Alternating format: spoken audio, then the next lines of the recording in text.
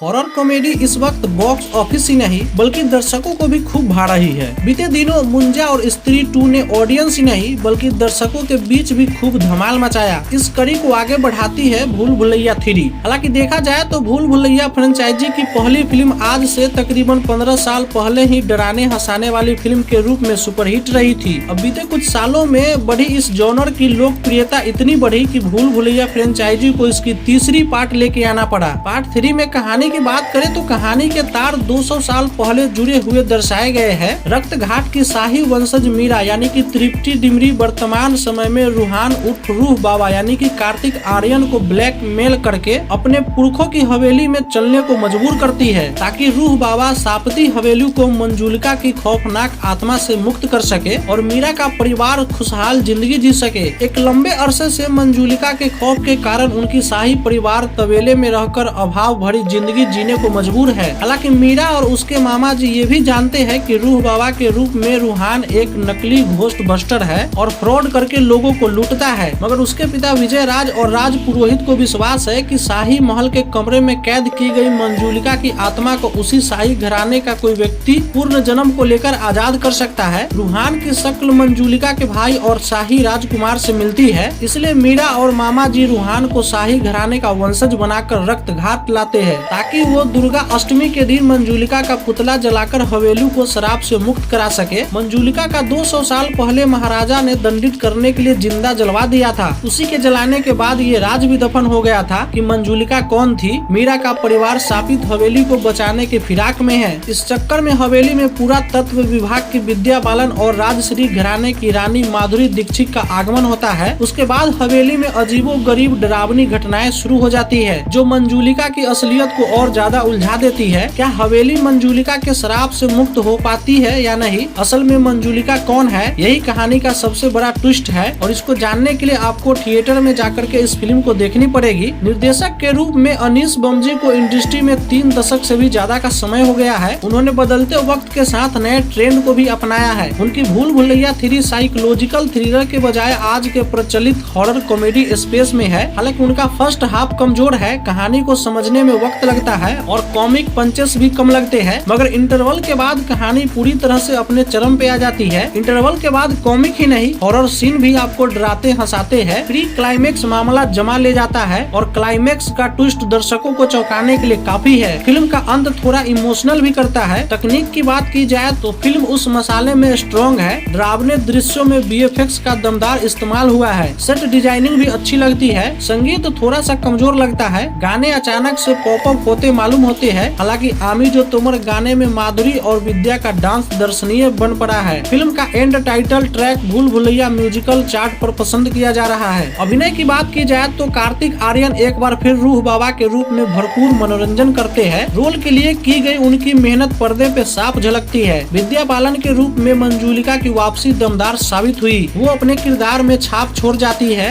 Guest appearance में माधुरी की मौजूदगी कहानी के लिए लाभदायक होती है। ग्रे शेड रोल में माधुरी अपने चार्म के साथ प्रस्तुत हुई है। अभिनय के बजाय तृप्ति डिमरी का गैमलर्स पहलू ज्यादा हाईलाइटेड किया गया है और छोटे पंडितों के रूप में राजपाल यादव, पंडिताइन के रोल में अश्वनी कालशेखर और बड़े पंडित की भूमिका में संजय मिश्रा की तिकड़ी एक बार फिर कॉमेडी के डोज को बढ़ाती है। विजय राज भी अपने रोल में मजे करवाते हैं। बाकी सभी किरदार ठीक ठाक है। अब सवाल ये है कि फिल्म देखें तो क्यों? तो इसका बहुत सिंपल जवाब है, अगर आप मजेदार हॉरर कॉमेडी और पारिवारिक फिल्मों के शौकीन है तो ये फिल्म आप बिल्कुल आराम से देख सकते हैं। और अगर आपने फिल्म देखी है तो आप हमें कमेंट बॉक्स में बताइए कैसी लगी आपको और किसका किरदार सबसे अच्छा लगा। और कार्तिक आर्यन के फैन है तो फिर इस वीडियो को लाइक कीजिए, शेयर कीजिए और चैनल पे नए हैं तो चैनल को सब्सक्राइब कर लीजिएगा क्योंकि मनोरंजन के खजाना आपको यहाँ पे देखने को मिलता है। तो फटाफट से चैनल को सब्सक्राइब कर लीजिए। मिलते हैं किसी दूसरे वीडियो में, तब तक के लिए टेक केयर, गुड बाय।